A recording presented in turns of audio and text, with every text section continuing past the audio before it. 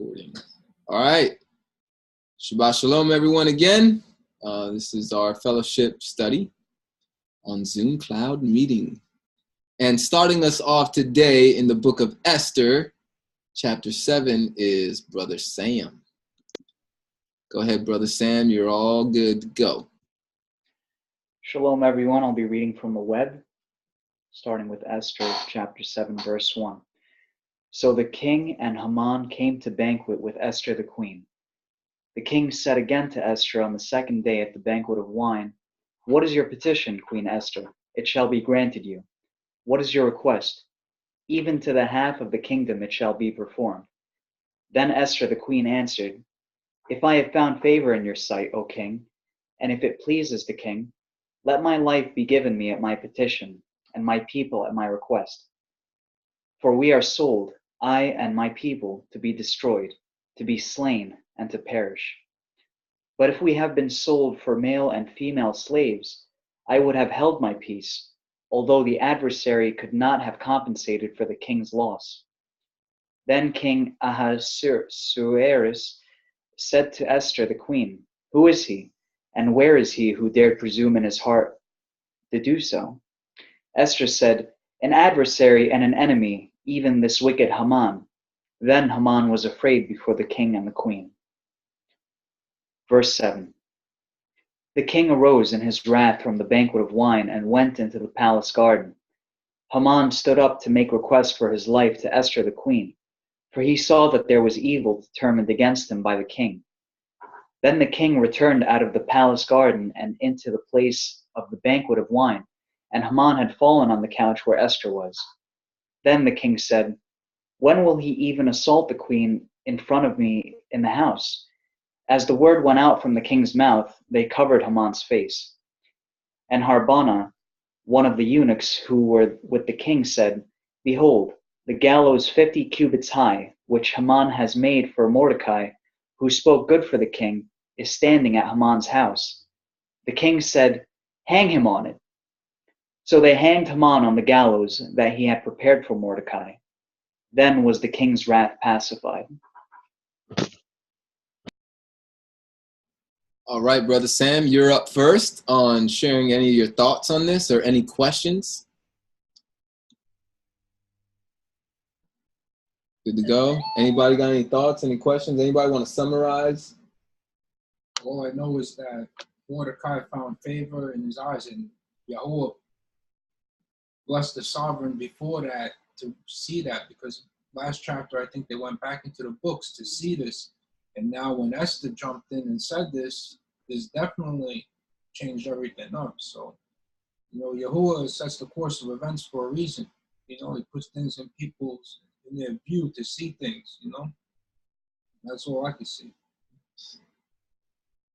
Yeah, again, for anybody who didn't see the other video, I was definitely one of the protesters of this Esther being involved with this getting married with the king.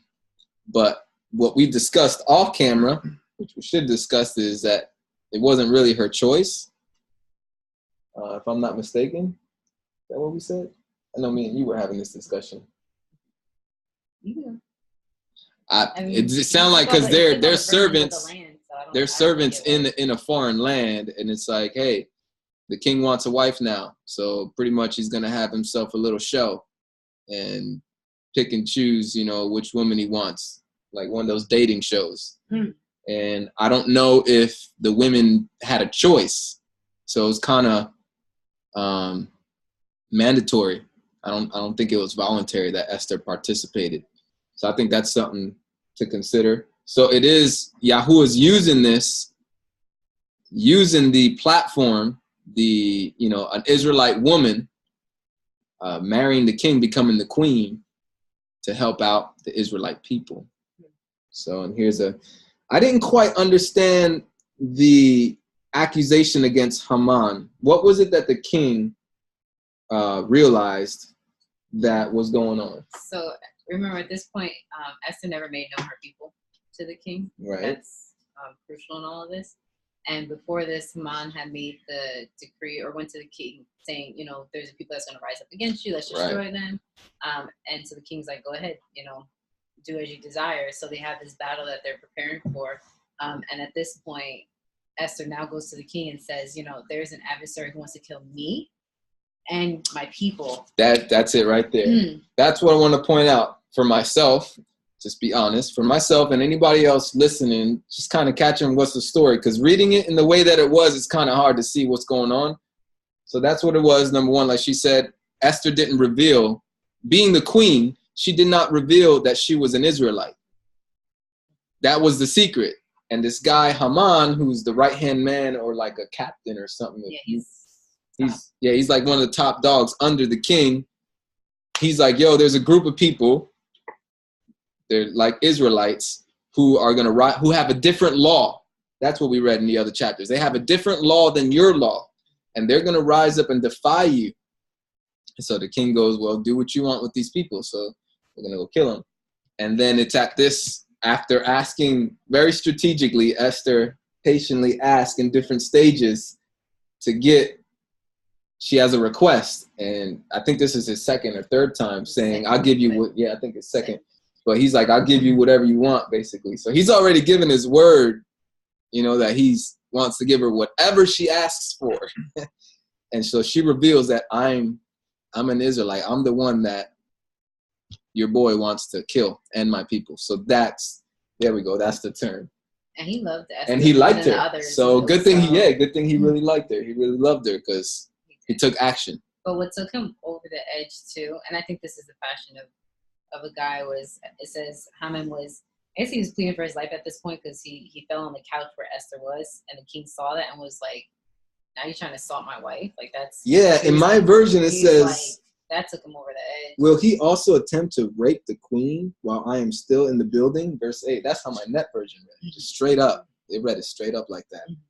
So, wow. I mean, that's from his eyes. I mean, I think Haman was obviously pleading for his life, but the king's already enraged at this point. And it goes to show you, I mean, the very thing that Haman had built at his own house to destroy Mordecai went to his own demise. I mean, Proverbs talks a lot about the wicked, building their own ditch for others to fall in, and how Yahuwah hates those that are quick to shed blood, and he fell in his own ditch. Very good. I think that did the chapter a lot of justice. Let's go to the next chapter. Who would like to participate? We're in chapter 8 now. Esther chapter 8. Brother D-Rail's up next. That's right. So let's give Brother D-Rail. All right, D-Rail, you good? You're unmuted. I wanted to say about the chapter we just read. The whole, so far, even the book, it's like you couldn't wait. I couldn't wait till this Saturday to finish this episode, kind of thing. Like, it's really, really good. Like, oh, what's going to happen to Haman? What's going to happen to him? And then seeing, like, reading this, it's like, it just tells me that, good will eventually overcome evil. That's what I got out of it. And, like, I thought it was funny, verse 8, about, oh, the king's like, you got the audacity? Now you're trying to, this guy's tripping. And it's really good. I like it. So that's what I want to say about that. Start reading if you're ready. Excellent observation. Thank you for sharing that, D-Rail. All right, chapter 8. I'm reading from the ISR. On that day, Sovereign Ahasuerus gave to Sovereigness Esther the house of Haman, the adversary of the Yehudim, and Mordecai came before the sovereign, for Esther had explained what he was to her. And the sovereign took off his signet ring, which he had taken from Haman, and gave it to Mordecai. And Esther appointed Mordecai over the house of Haman. Verse 3, and Esther spoke to the sovereign again and fell down at his feet and begged him with tears to put an end to the evil of Haman the Agagite, and his plot which he had plotted against the Yehudim. And the sovereign held out the golden scepter toward Esther, and Esther arose and stood before the sovereign, and said, if it pleases the sovereign, and if I have found favor in his sight in the matter and right before the sovereign, and I am pleasing in his eyes, let it be written to bring back the letters, the plot by Haman, son of Hammedatha the Agagite, which he wrote to destroy the Yahudim who are in all the sovereign's provinces. Verse 6. For how could I bear to see the evil coming to my people? Or how could I bear to see the destruction of my relatives? And sovereign Ahasuerus said to sovereigness Esther and Mordecai, the Yehudai, look, I have given Esther the house of Haman, and they have hanged him on the wooden structure because he laid his hand on the Yehudim. Now you write on behalf of the Yehudim as it pleases you in the sovereign's name, and seal it with the sovereign's signet ring. For a letter which is written in the sovereign's name and sealed with the sovereign's signet ring, no one turns back. Verse 9. So the sovereign scribes were called at the time in the third new moon, which is the new moon of Sawan, on the 23rd day. And it was written, according to all that Mordecai commanded to the Yehudim and to the viceroys and the governors and the princes of the provinces from India to Cush, 127 provinces, to every province in its own writing, to every people in their own language, and to the Yehudim in their own writing in their own language. And he wrote in the name of sovereign Ahasuerus, and sealed it with the sovereign's signet ring, and sent letters by runners on horseback riding on royal horses bred from speedy Mars. Verse 11, that the sovereign has granted to the Yehudim who were in every city to be assembled and stand for their lives, to cut off, to kill, and to destroy all the powers of the people of provinces that would distress them, little children and women, and to plunder their possessions. On one day in all the provinces of sovereign Ahasuerus, on the 13th day of the 12th new moon, which is the new moon of Adar, the copy of the writings to be made law in every province was announced to all the peoples, so that the Yahudim would be ready on that day to be avenged on their enemies. Verse 14, the runners riding on royal horses went out, hastened and pressed on by the sovereign's command, and the decree was given out in the citadel of Shushan. And Mordecai went out from the presence of the sovereign wearing royal garments of blue and white, with a great crown of gold and garment of fine linen and purple. And the city of Shushan rejoiced and was glad. Verse 16, for the Yahudim there was light and gladness and joy and value. And in every province and every city where the sovereign's command and decree came, the Yahudim had joy and gladness and feasts and a good day. And many of the people of the land were becoming Yahudim, for the fear of the Yahudim had fallen upon them. Hallelujah. We're becoming Yahudim because they didn't want to get destroyed, pretty much. There's conversion going on there. No, you know what? I think I'm gonna follow that camp. Wow. Yeah, mine says many from among the peoples of the land became Yahudim. It shows that you can become it. Physically, it doesn't have anything to do with DNA. There's no way the scriptures is talking about their DNA changed. Right. They went from being white to being black, or they went from being black to being white. It has nothing to do with color. Right. Absolutely nothing. For all you people out there that think I'm a black Hebrew Israelite, in no way, shape, or form am I a black Hebrew Israelite. I don't agree with their doctrine at all. This story completely demolishes the anti-cultural mixing. When in doubt, seek scripture out. Right. Stop listening to man. I mean, so far, I haven't seen any rebuke coming from Yahuwah saying, Esther, you've done your job now, get out of this marriage, divorce, and go marry your own people and kindred. And no, we see Yahuwah blessing Yisrael in the land of their captivity. Yes. We see Gentiles converting and becoming Yahudim. That's powerful. Verse 17 is how do you say it? A mic dropper? Mm-hmm. Yeah, straight up. That's right. I got goosebumps. Awesome. I felt the chill go down. I think the whole table felt it. I got goosebumps too. I just want everyone to hear this clearly who's listening to this recording. If you believe in this Black Hebrew Israelite doctrine, please get away from it as soon as you can. Can I read it again? Can I read it one more time? Read it again, brother. Read it again. Verse 17 from chapter 8, verse 17. And in every province and in every city where the sovereign's command and decree came, the Yahudim had joy and gladness, a feast and a good day. And many of the people of the land were becoming Yahudim, for the fear of the Yahudim had fallen upon them, the fear of Yahuwah as well. Hallelujah. That's right. Because when you're fearing the right people, it's because you're fearing the right king. That's right. They know that they serve another king with another law. That's awesome. And yeah, there's no way around that one. There's no way around that one. They'll try. Yeah, they'll try. They'll probably say, well, these are the prophets and the historical books, and this is not really Yahuwah. Let me go back somewhere else weird. Yeah. Well, show me where Yahuwah rebukes this joy, this gladness, this feast, this goodness. Show me where Yahuwah says that was of man and that was not of him. Show me. If you can show me that, then I'll change my mind about this chapter. But this looks fantastic.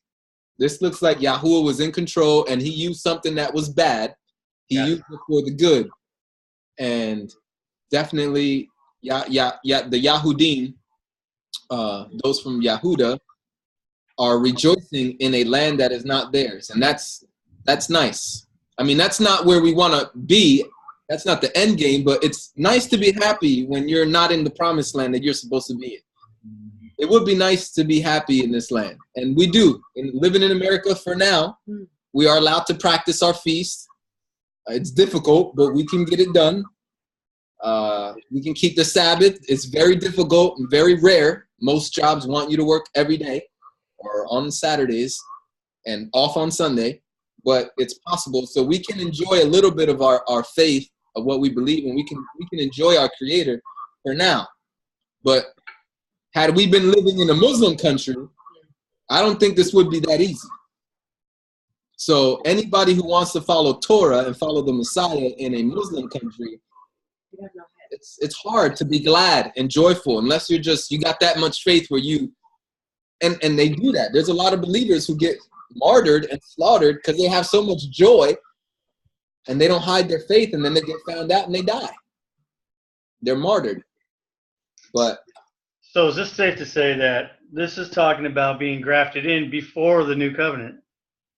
Oh, absolutely, D-Rail. Thank you. Yes, absolutely. Summed it up right there. That's something we gotta go away with. And if anybody's been with our group or hearing our studies, we're very big on trying to extract all the points of the two houses and the two house restoration and the whole gospel story, the Father giving Abraham the promise that through his seed all the nations of the earth will be blessed, and that Gentiles were always allowed to be part of Israel. Always. It's a consistent story. So yes. Yahuwah is saying, sharing is caring. We will share with you. That's you right. gotta believe. You gotta have faith. You gotta submit to Yahuwah and His Torah. Sharing is caring. Join the party. You join the party. That is beautiful reading this. I mean, fantastic. If I was in my Christian walk, I wouldn't even caught that. Yeah, it would have went right over my head. It did go over my head. Right. Right. It was like a Boeing 747. I wouldn't even saw it. Anybody else got anything they want to share? Brother Doug. Yeah, I had my hand raised. I just wanted to piggyback off of what also exposes that what makes you a Yahudim is your skin color. If you read Romans chapter 2, verses 29, it says, a Yahudim is one so inwardly. Inwardly is not the skin. Inwardly is this. Not, and he actually says not outwardly. So skin color doesn't matter, and the Apostle Paul even says it. You are the man, Doug. You are the man. I'm sorry, there's just no way around this. That's all I need. All I need is like one or two scriptures. I don't need to keep finding more and more and more. I mean, it's enough for me. You know what I mean? Anyways, that was great. Man, that was a good chapter. Very, very revealing. A lot of meat. That was a good ending to that chapter. Oh, that was fantastic ending. Wow. All right. I'll read next. Chapter 9. Let's see here. Sam, you want to say something before we read? Go ahead, Yeah, brother. just as an aside to what you were saying earlier about how in this country it would be difficult to practice the Sabbath if it was a Muslim country. Just as an aside, my dad would tell me, Sam, I'm an estimator. Trust me, in 50 years, the Muslims are going to take over this country because when we have kids, it's only like 1 or 2, but when it's like for them, it's like 4 or 5 or whatever. He said it's all mathematics. He says to me. So, but who knows? Who knows what'll happen? Look at But Canada. What was that? Canada. Yeah, we were talking about it last night. The move of Muslims in our country, in the U.S., and I've been seeing a big difference even in my home city, my hometown. And I've been away from the hometown. I went to Florida for 1.5 years. I went to St. Louis. So it was almost about 3 years since I was in just over 3 years, I see a drastic difference. Traffic of Muslims going to their mosque on a Friday, like traffic down the road where we never had traffic like that on a Friday. You know what I mean? So, yeah. Anyway, who cares about them? I don't care. That's why we must outbreed them. They call it breeding. I would love to. I would love to. And we should teach. That's the culture. That is some good things that Black Hebrew Israelites teach. And I don't know what other cultures that follow Torah, but Black Hebrew Israelites want to do that. They want to have as many kids as they can and all that stuff. But I would love to. I would teach it. I would push it in whatever fellowship group, whatever family I'm part of. Teach kids to try to get a good job and have a goal in mind to have as many kids as possible. That would be great. It's difficult. It is difficult. The place we live in it's difficult. Yeah. It makes it very hard. Yeah. It's very difficult. But that's how Israel survived in their days in the Old Testament. They multiplied quick. Yeah, and they were taking over. They also homesteaded. You know what I'm saying? Yeah. They lived over. They don't have to worry about putting 8 kids through college. And But these days you have to do that. Yeah. You know what I'm saying? And that's the big issue. Right. I guess devil Planned Parenthood doesn't help. Yeah. They ain't planting nothing. All right. Anyway, we can get into those topics more off the record. Wow, very, very deep revelation. This chapter just open up a whole can. All right, we got 10 minutes left. I think we might as well end this one. I think that was a good series of 2 chapters. I'm gonna end it and start it again.